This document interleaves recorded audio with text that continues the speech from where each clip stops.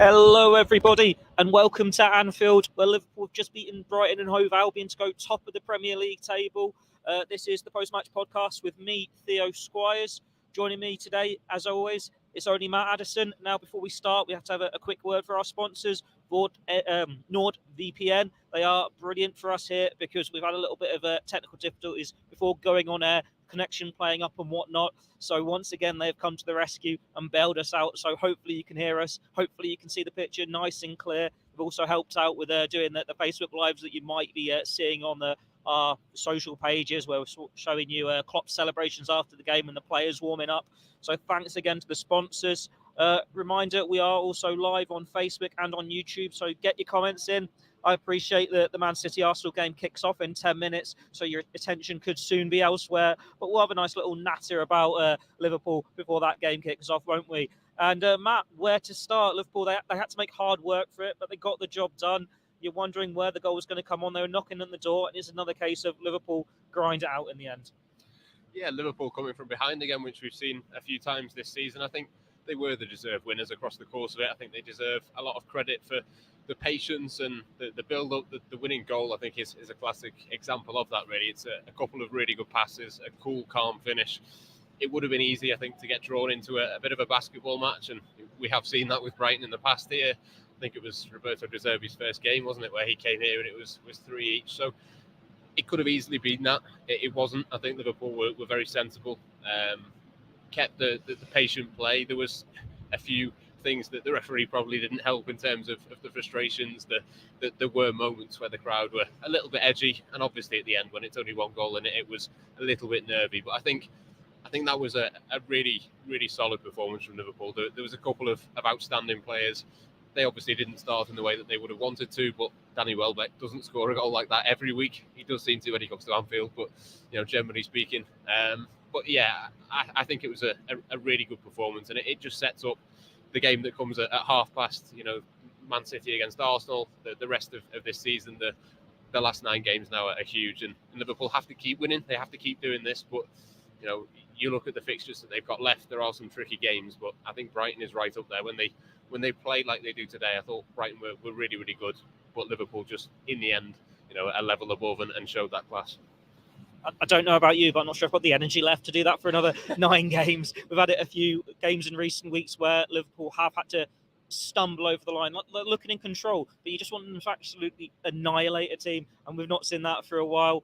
As you've said, it wasn't the ideal start. Danny Welbeck put Brighton in front after, I think, only 2 minutes, wasn't it? It was something ridiculous like that. We did have a quick look at Liverpool's record in 2024. I think they've only led twice at Anfield from the start without falling behind in 2024, and that was Diogo Jota scoring both times against Burnley and Chelsea, maybe. I think it was Chelsea. But yeah, it's a recurring problem with Liverpool that they do seem to fall behind early a lot. They do start slowly, but time and time again, they do come back. They do find a way to get the points. 9 times out of 10, they find a way to get all 3 points. But is it a concern? Does their luck run out, or is this the stuff of champions? I mean, it's not quite an overperformance in the same way that we saw Manchester United against Brentford, for example. They've done it plenty of times. I think this is certainly more sustainable than a lot of the Premier League teams that just have little runs here and there. I think when you've got so much attacking quality, Mohamed Salah has missed a large part of 2024 so far, but he's now back. Diogo Jota is probably only a couple of weeks away from being back as well. There's goals in this Liverpool team. Whoever you come up against, you always fancy them to score at least once. Obviously, you'd like to keep a clean sheet and make it that little bit easier for yourself. But I do really think that Liverpool will fancy themselves in every single one of these games. And again, you can sound a little bit hypocritical, because I think we've all probably watched United in recent weeks and said, well, they're riding their luck a little bit. Anybody who watched them against Brentford last night will probably have an opinion of how lucky they got on that occasion. So it's maybe a little bit hypocritical to a certain extent, but I think it does kind of play into the mindset of the opponents as well. I think if Liverpool do go a goal down in the next couple of matches, that there is a bit of a precedent there for them coming back and being able to cope with this. So look, the longer the season goes on, the more the pressure to do that will continue to ramp up. It is the business end of the season now. The March international break is gone. The time for any slip-ups just simply isn't there. But Liverpool have got a bit of a lead. We know historically what they're like when they've got a bit of momentum behind them.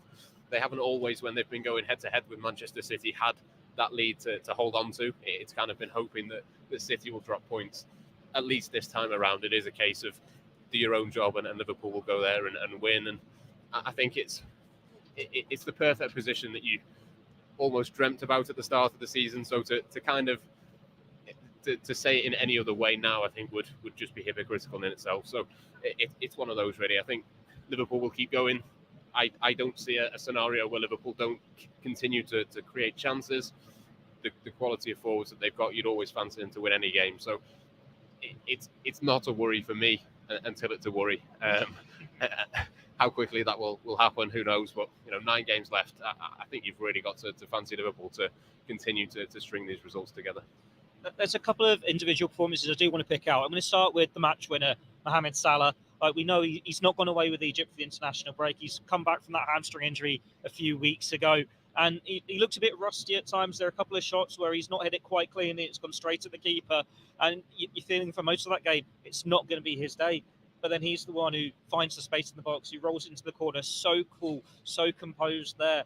Time and time again, he's Liverpool's hero. And the fact that it's only his second start at Anfield in the Premier League this calendar year is ridiculous. Like, where would they be if they'd had him fit for an entire season? No international duty, but he's back, and that's perfect timing with this run in now.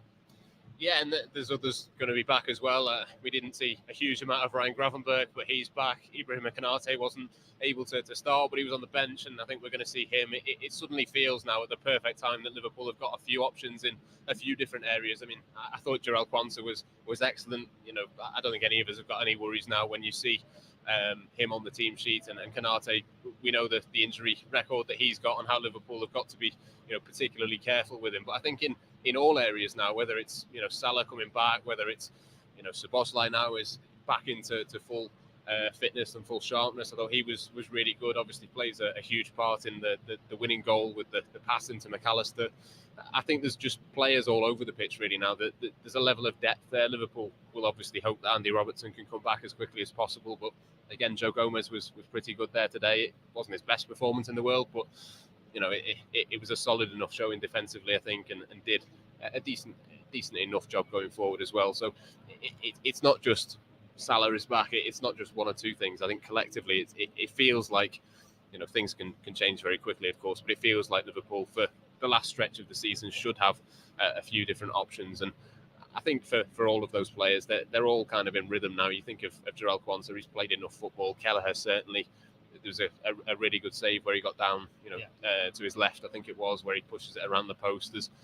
There's players that you would typically think of being fringe players that are now just fully in rhythm and fully ready to step in. So there will be a couple of injuries, of course. There will. It's inevitable between now and the end of this season. But I think Liverpool are in a position where you can trust whoever it is to come in. It wouldn't be a major concern, I don't think, for me at this point. One of those players who was on the fringes, he's come in and he's on the screen now. It's Conor Bradley. If you're watching live, you can see what it says. Bradley is a beast. He yields to no one. If you're only listening back to this later, I apologise, but you're going to know what's happened in the Man City Arsenal game, so you'll probably be a little less nervous than us. But yeah, Bradley, it was another really impressive performance from him. It'd been easy for his head to drop a little bit because he did find Adringer getting in behind him a few times early on, but he just got better and better as the game wore on. He was getting forward so well. He's so quick. And I know Trent was doing Sky duties, wasn't he, before the game, and he said he's not far off coming back. But that's going to be a hell of a dilemma for Jurgen Klopp when he's back. Like, who starts at right back?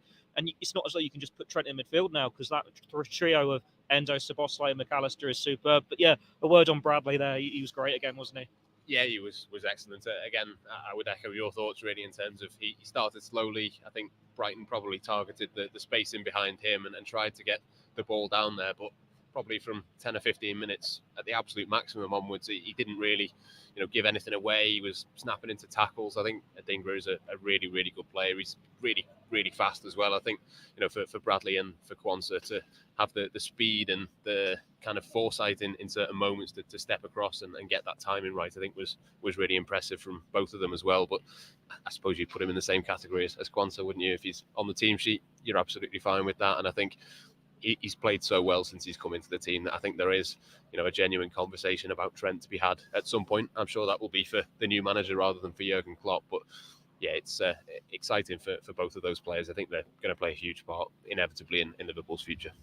The next comment coming in from Ian on YouTube is Mac Allister was in top form, and here's who I wanted to come to next. For me, he was man of the match. He was brilliant today. He just oozes so much class. He wins everything, and the passing is sublime. Like the way he spots that gap for Salah's winner, threads it through. It's 10 goal contributions now in 10 starts for him for club and country. 5 goals, 5 assists. He's really been unleashed since being allowed to play as this number 8. And there's a really classy moment at the end when he goes and salutes the Brighton fans. I think it was only in October when he was at fault for the opening goal for Brighton that day, and there were question marks about, is he a number 6 for Liverpool? Now, you're not too phased if he plays at number 6, but seeing him as a number 8, wow, what a player. He's a World Cup winner for a reason.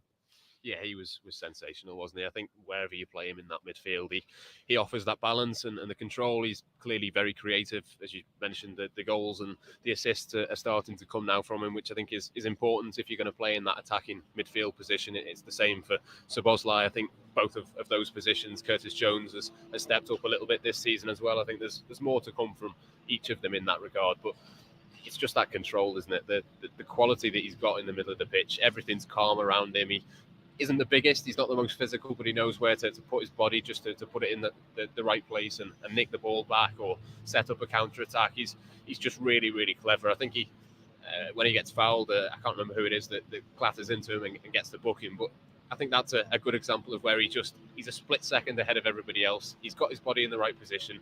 He's the one that gets to that ball first and wins his side a free kick. And, if he hadn't, I think he probably could have set up an attack with that. So I just love watching him play. He's one of those players that is just so silky and plays the ball in such a way, but he's not just that. It doesn't just look good. It's really, really effective around that as well. I think, the numbers would show that in terms of, he doesn't really get the ball away. He gets booked today, but I think it's the first time in a good number of matches that he's got booked. I think we're kind of over the early season concerns about how frequently he was picking up yellow cards. I think he's just such an intelligent footballer, and I think he's probably one of the first names on the team sheet for Liverpool at the moment. You think of, the options that they've got in that midfield.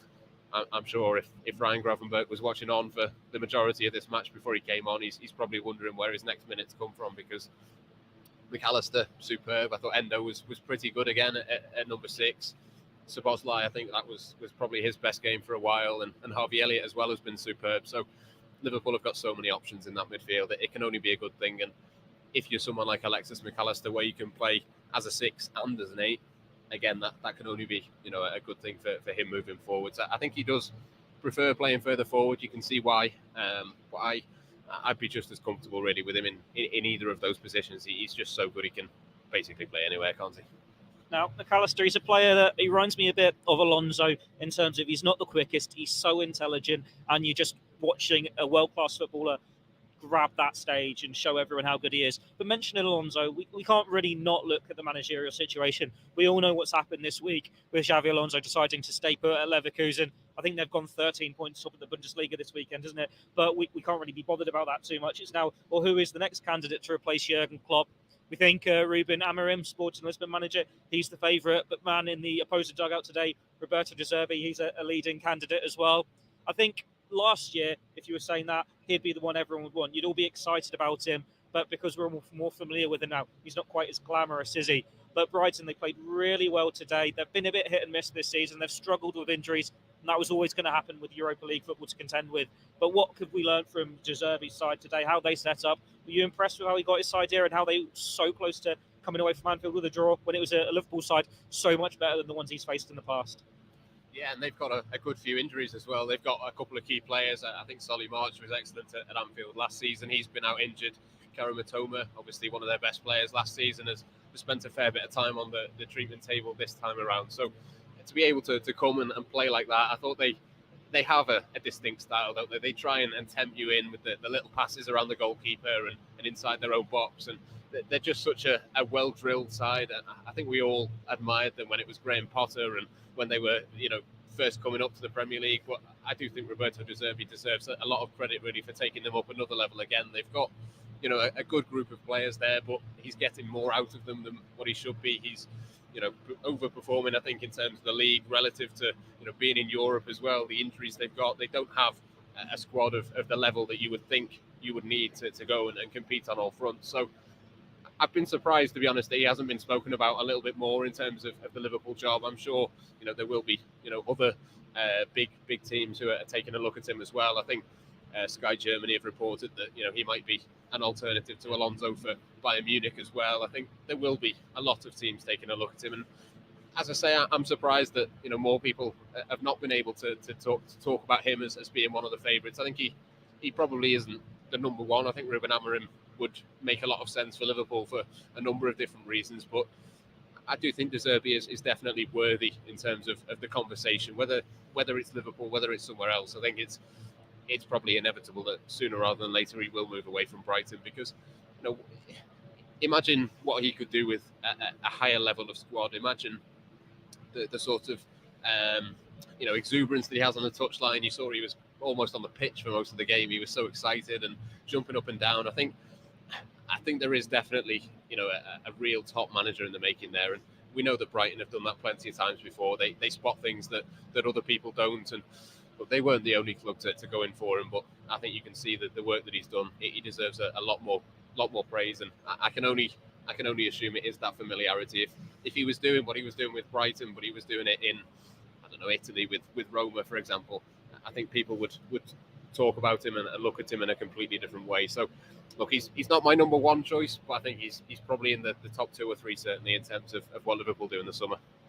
Now, I think that's everything for Liverpool, but looking at the clock, it is 25-5. I believe it's still 0-0 at the Etihad, of course. It's only 5 minutes in, but we'll finish having a little bit of talk on that game and the title race. I'm sure if you're listening back to this later, the final score's probably come in by now, and it's one where every single result in that game you can turn into a positive for Liverpool. If City drop points and they lose to Arsenal, you've got a 4-point lead over them, but then you're still relying on, do Arsenal choke at this stage? If it's a draw, Liverpool are top, they're clear of both of them. And then if City win, then you're writing off Arsenal. What are you hoping to come out of this game at the Etihad? It's 0-0 now. Are you hoping it stays that way in an hour and a half, 2 hours time, or could it be more in Liverpool's interest if one of them does get 3 points to turn this 3-race horse into a 2-race horse? 2-horse race, sorry. I completely see what you say in terms of all of the results. I think you can talk yourself into that being a positive, and whatever happens, Liverpool are going to be right up there in terms of the title at the end of the season. But I think a draw probably is the favoured result. I can see the argument for maybe taking Arsenal out of the race, or City maybe being more likely to drop points in the next few games. So maybe, ultimately, I think if both of them were to drop points, that gives Liverpool a bit of a buffer and a bit of a gap. And you look at the games that they've got coming up, obviously, Old Trafford next weekend, but before that, Sheffield United, you'd like to think that they could beat them. Get some of the goal difference back as well. Yeah, it all starts to play into it, doesn't it? I think at this point in the season, for Liverpool, obviously no one is used to it being 3 teams going all the way to the end. I suspect it probably will be. Whatever the result today, it's going to be decisive to a certain extent, but I don't think if Arsenal were to lose, for example, that's it for them. I know there has been a little bit of chatter about that this week, but I think a draw is the best result for Liverpool. But ultimately, all 3, I would be surprised if with 2 games left, all 3 weren't still in contention to win the league. Obviously, there will be a bit of a gap in terms of, someone would have to drop points in a surprise fixture. But I just think for Liverpool, a draw would be best. But anything ultimately is fine, because Liverpool are already at the top of the league. They've already got their job done. Perfect. I think that will do us today. Both of us will go downstairs into the warmth to watch that game with one eye and do the rest of our work with the other, and the hands and stuff. Stay tuned to the Echo website for all your usual bits. Doyley's player ratings are now live. I think Gorsty's verdict will be going up a little bit later with regards to the City Arsenal game as well, so we know exactly where the title race lies this Easter Sunday. Then join us again tomorrow, Easter Monday. It might be a bank holiday, but we'll be hard at it again, where we will know what's happened in that game at the Etihad. We will know where Liverpool stand in the title. I think it's going to be me, Doyley, and Joe Rimmer looking over that one. Thanks for tuning in if you're watching this live on Facebook and YouTube. Thanks again to our sponsors, NordVPN, for their brilliant support. And if you're listening back to this, hopefully you can hear us over the lawnmowers. Hopefully it's been okay, and we'll stop talking now so you can watch the City Arsenal game for yourself. Fingers crossed it's one that goes Liverpool's favour, whichever way you want that to go. Enjoy the rest of your Easter weekend. Until next time, thank you and goodbye.